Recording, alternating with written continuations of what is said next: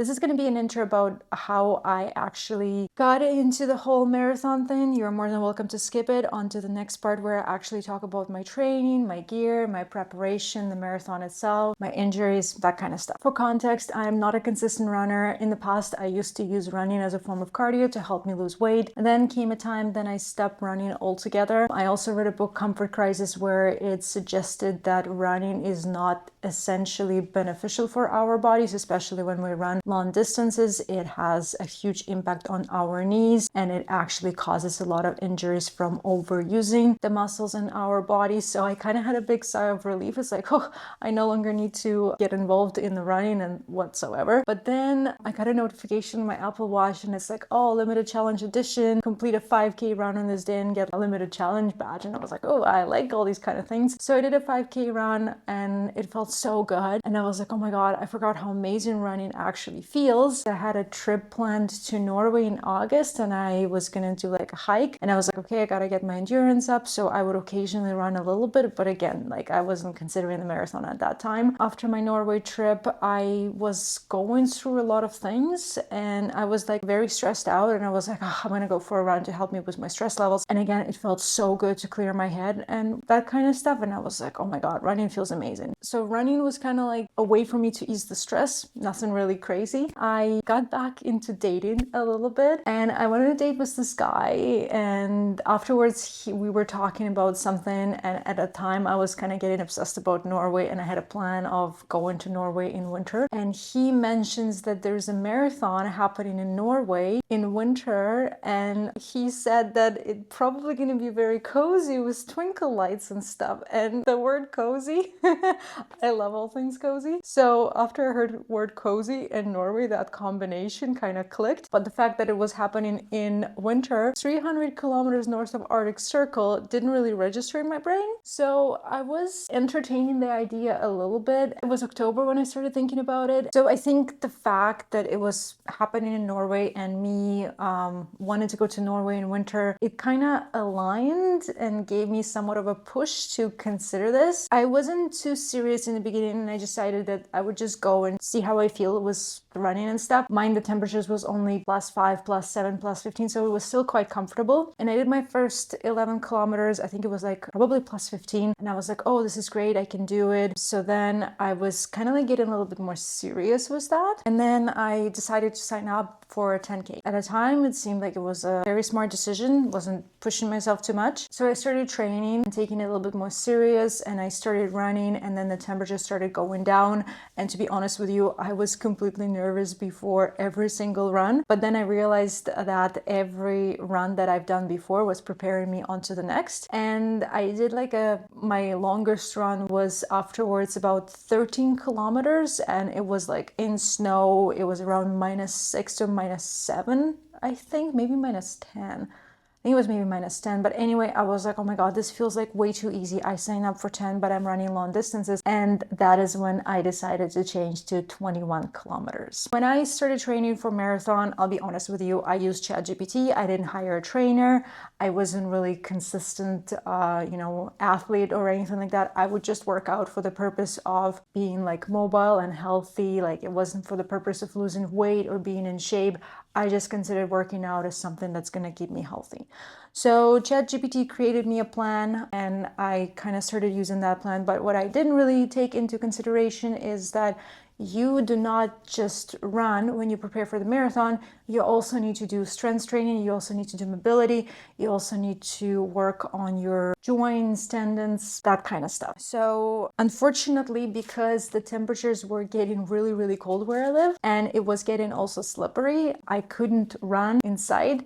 So I had to run at the gym on a treadmill, and I was kind of disappointed because I was like, well, how am I going to run a marathon if I'm not actually running on the snow outside, because that's how the marathon is going to be. But I kind of realized and did some research that it's actually okay to train on a treadmill, and it's actually easier on your body. So down the road, you're not so overused and injured when you're actually going to be doing the marathon. So that kind of gave me a little bit of a peace of mind. Anyway, this is just my humble opinion, but I think once you have enough endurance and once you did a couple long distance running, I think you can ease out on yourself and do moderate pace running, because you don't want to overuse your muscle and you don't want to injure yourself. Because because what's really important is to work on your strength, to work on your muscles and mobility, and most importantly, to work on your feet, because running will actually expose weak parts of your body, believe it or not. Because when I started running, when I did my second long run, first long run, when it was actually like snowy and stuff, I limped back after I stopped running. My knee started to hurt really bad. And I was like, oh my God, this is not good. Like, is it like a runner's knee? Did I injure myself? What's going on? But luckily it went away within a couple days. And also on the next day, like my hip flexor started to hurt and it was like on my left side. So I was like, okay, this is not cool. And that's when I started doing this injury prevention course. I'm going to link the video in the video description. So you definitely need to check that out. And it was actually a really great resource for like running, warm up, that kind of stuff. I was kind of combining moderate distance running with a lot of mobility and flexibility workouts. But again, I didn't do it as much as I should. And I kind of regret it because possibly my injury wouldn't happen. But that way I wouldn't be able to know all the things that I know now. I've been kind of doing that and running on a treadmill and whatever, and it felt good. But then I did my second longest run, which was 14 kilometers. It was like -22. It was great. Like honestly, the whole time I was running, I felt like I wasn't even on this planet. I don't know, just like, and it like went by so fast, even though like I was running for almost like 2 hours because I had to like stop and switch, put cleats on, take them back because like the terrain was changing. All right, I think I did 14, maybe close to 15 kilometers. I don't know, my Apple Watch died, but my whiskers are frozen, but I did it. I did it 14 kilometers, -22. Today is December 5th, 2025. Preparing for winter, polar night, midnight, whatever that is. Marathon in Tromsø, Norway. No point of taking the water because it's absolutely frozen.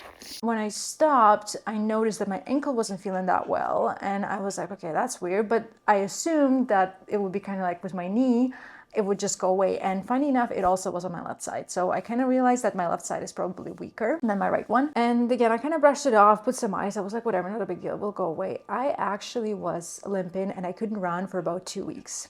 And I was so devastated. I was crying. I was like feeling like it was like the end of the world. I was like, I'm going to this marathon. And my promise for myself was, if I can do this marathon, I can literally do anything I want in my life. So it was kind of like taking me away from, you know, my goals and my future. So luckily I am in Canada. I have a job and my job provides me with additional insurance for like massages, acupuncture, osteopath, chiropractor, that kind of stuff. So I had a bunch of insurance left. I like went full on crazy. I had chiropractor, I had acupuncture, I had osteo. And what really helped me the most, I think, was the shockwave therapy on my ankle. I remember after leaving my first appointment, it kind of worked out that I had acupuncture and then right away I had like chiropractor. It was the shockwave treatment. I could actually step on my foot and it didn't hurt and I didn't limp. And I was like, oh my God, it feels incredible. This is me healing my strained ankle. I don't know. I think it's strained. I thought it was tendonitis, but whatever this is, but this is how I'm healing. But it's supposed to work. So let's see.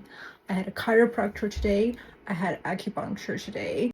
I did a bunch of injury prevention exercises. I did a bunch of food exercises, and I took Lucy for a walk, and I did feel so much better after the acupuncture and the chiropractor. They did like a shock wave treatment, and the chiropractor was genuinely surprised at my high pain tolerance, because, you know, Eastern European women are very, very strong. I'm just tired, and I'm kind of happy that my ankle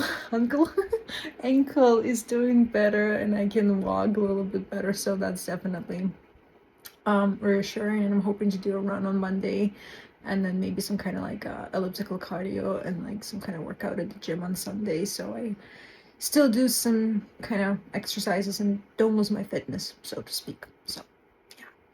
So I kept up with that, and then I went to physiotherapy, and I kind of regret because I wish I would have went to physiotherapy first, because maybe it would have helped me to understand like what's wrong with my running shape, like how I run, because I think that's also very important. So then he gave me a bunch of exercises to do. He did a dry needling, he did other kind of treatment, so that kind of helped. But I was religious with the exercises that he provided me with, and then I also did some research. You can also have issues with your ankle if you have like weak hips. So somebody recommended doing like a MYRTL routine. And again, I was religiously doing that MYRTL routine every day. And because I realized that my left side was weaker, I would do like double the amount of exercises on the left side. So that really helped me. And then I was also working on strengthening my feet. So I was doing like feet strengthening exercises. I know how weird that sounds. Even though I wasn't able to run as much as I could, I still was doing cardio exercises, and I did elliptical, I did the bike, the gym, and then I would go easy with my running. So I think the longest run I did after my injury was maybe like 5 or 7K, if that. And I was kind of getting really a little bit worried. I was like, okay, like I essentially like didn't do as much running in like the whole months before the marathon. And I was like, how I'm going to be able to actually run the marathon. But strangely, I think that recovery and that extended taper actually helped me to run the marathon, because when I did run it,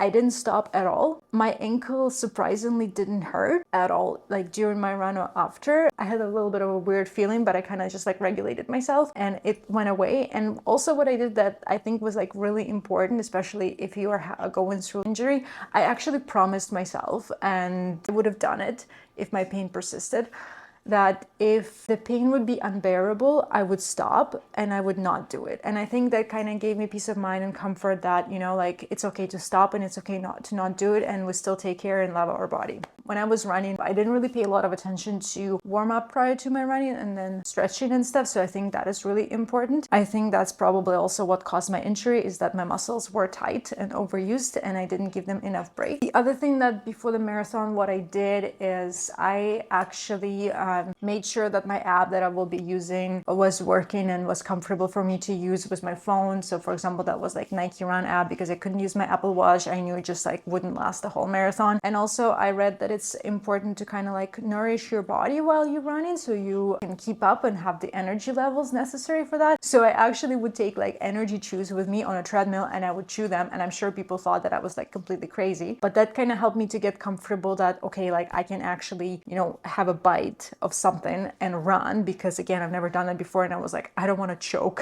while I'm running. So that kind of like little tips that I did. So for my gear and what I used for my run, for the reference, it was -6 on the marathon day. Most of the stuff that I had was either something that I already had at home, or majority of it I ordered from either SHEIN or Amazon. So what I had was thermal leggings. I got them from SHEIN. They were really nice, really comfortable. I only wore one pair of leggings for your reference. Then I had 2 pairs of socks, one kind of like of a thinner sock and then the other like more of a thermal sock on top. The shoes that I got were actually on clearance. I'm gonna link them in the video description as well.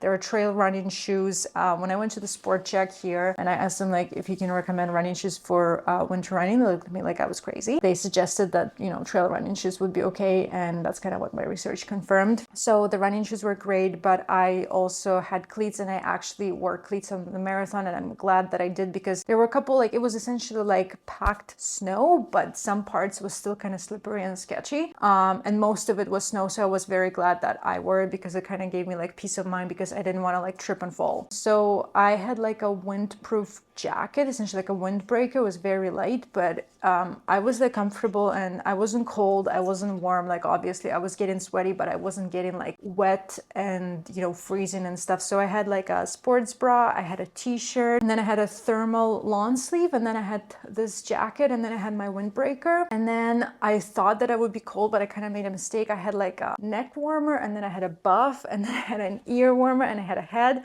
and I had gloves. But I eventually ended up taking ear warmer, the neck warmer, and the gloves, I think within like the first 3 kilometers. I had a running vest. I would definitely recommend investing in a better running vest, because it was kind of a little bit awkward. It was like the water bottle, and it wasn't like fully hugging my body, if that makes sense. It was kind of like swiveling back and forth. So that was a little bit annoying. So if anything that I would invest would be a good running vest and a good running shoes. And then when I did my long run in -22, and if you're training in cold weather, what I would really suggest is if you're a girl, get a running skirt. The guys, that doesn't really matter, because your hips for guys, they don't really freeze, but for girls, because we have more fat tissue on our thighs and it freezes faster, that's why your thighs freeze so fast. So it was actually so funny when I did my long run. I came back and I needed to shower because I had a bunch of things that I needed to do. So that part that was not like double covered where my thighs are, it was like completely red.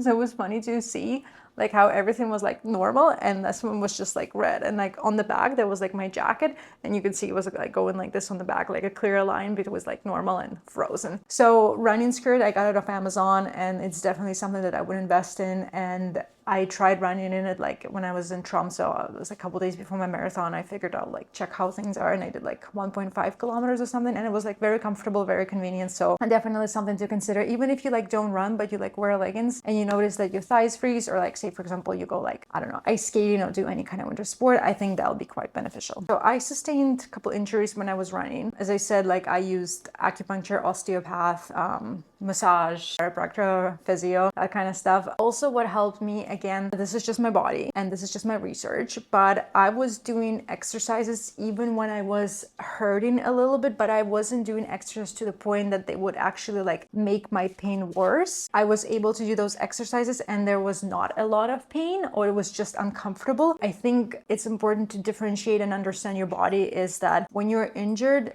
don't push more. See if you can just maintain, help your muscles not to get weaker. And I think you need to, you know, work with the doctor on that kind of stuff. So just keep that in mind. Again, because I was so obsessed and because it was so important for me to do this marathon, I started taking extra supplements. And again, I don't know if that was necessary or not, but I think that was maybe a little bit of placebo effect, but they did provide me with the needed support and stuff. Here's the list of supplements that I used. I got them all off iHerb, and if you guys are interested, I will link the promo code in the video descriptions. If you're interested in checking that website out, I order majority of my supplements there. I never had any issues. They're of high quality. So a little bit of the mindset, and I think I talked about it, is that what I did, especially after I had my injury, is that I promised myself that if I will be in too much pain, I will stop and I will not run. And that's kind of what I think helped me to actually complete the marathon. This is just my personal opinion, but I think a good playlist is really important. So when I started training for the marathon, I created like a big running playlist, and I think it was like over 6 hours long. So that was kind of like a playlist for me to train and prepare for my marathon every time I would do my running workouts, or even if I were like on elliptical or a bike or anything like that. But then the day before the marathon, I actually curated my playlist. I kind of like predetermined how I would feel at a certain point in time and how every song would kind of be like a little bit of a pick-me-up. And then on the way back, actually, I listened to like a full album of Aha, and that was like completely incredible, because it kind of like, I started my halfway back with the first song, and then I finished the marathon with that same song. So it was, I don't know, it was like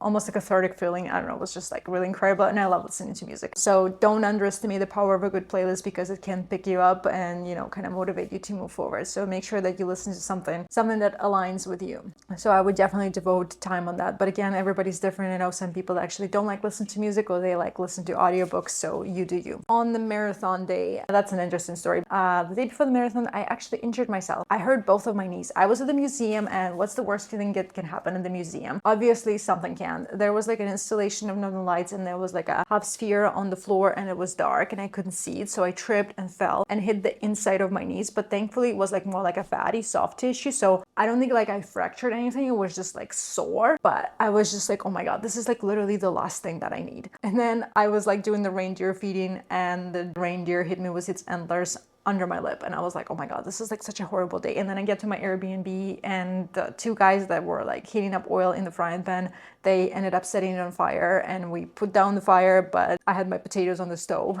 my one and single carb before my run, and that got injured. And I was like, oh my god, like why everything is going like crazy. But anyway, what I think would be important before the marathon is to nourish your body with lots of good carbs, like complex carbs, like oats, rice, you know, whole grain pasta, whatever that might be. On the marathon day, especially if it happens like during the middle of the day and not like in the morning, I think it would be important to keep yourself busy so you don't dwell on it, especially if you're like anxious and worried, that kind of stuff. And that's actually what I did. I just kind of like had like some things that I wanted to do like in the city. I had like a snack. I had a whole grain bun with like some salmon, and then I had like a cardamom bun. Well, obviously you're in Norway, that's what you eat.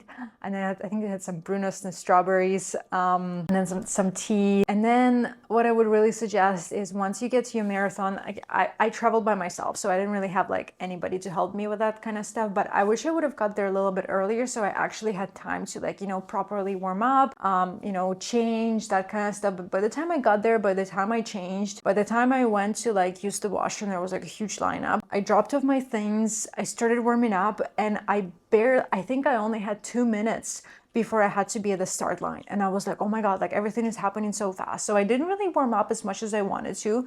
Like I did kind of like, you know, a quick, you know, basic warm up. And then, you know, we were all running and I was like, oh my God, this is crazy. So yeah, definitely make sure that you give yourself enough time. It was an incredible feeling for me because it's Norway, because it's something I've never done. You know, I have my favorite music playing and there was like people cheering you on and there's like twinkle lights everywhere. So it's definitely like super cozy, super welcoming. The atmosphere is just incredible. And I think I was like smiling the whole time I was running it. And there was like water that they provided and there were like I don't know if there was like energy drinks or not, but there was a couple water stations. I didn't see any washrooms. And then there were like people every like 300 or 400 meters and they were like telling the directions where to go. So it was like very easy to navigate. The only thing on the way back, it was kind of hard because we were like running a little bit different way than the way there, and there were quite a bit of hills, and I was like, oh, this is the last that I want to do on like kilometer 17, 18 to do a hill. So my heart was like really pumping and I kind of felt like I was almost gonna faint, but everything was fine. And the finish line was incredible. The finish line, they give you like those tinfoil rescue blankets, and then there was like bananas, water, and the best part was like hot juice. It was like sweet, almost like, I don't know, kind of like some berry grape juice, but it was so good after like running. It was like the best thing I've ever had. So I think my suggestion is post-marathon,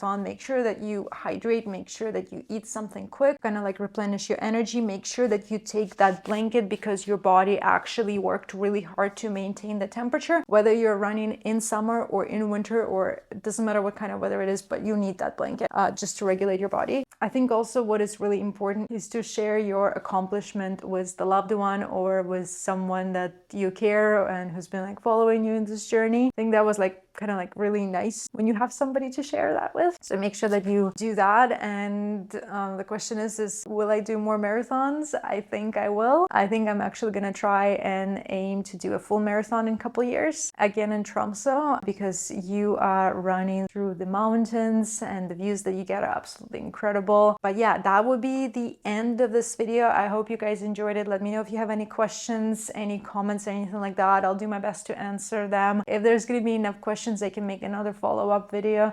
Just please let me know. And thank you so much for watching, and I hope you have a great day. Bye.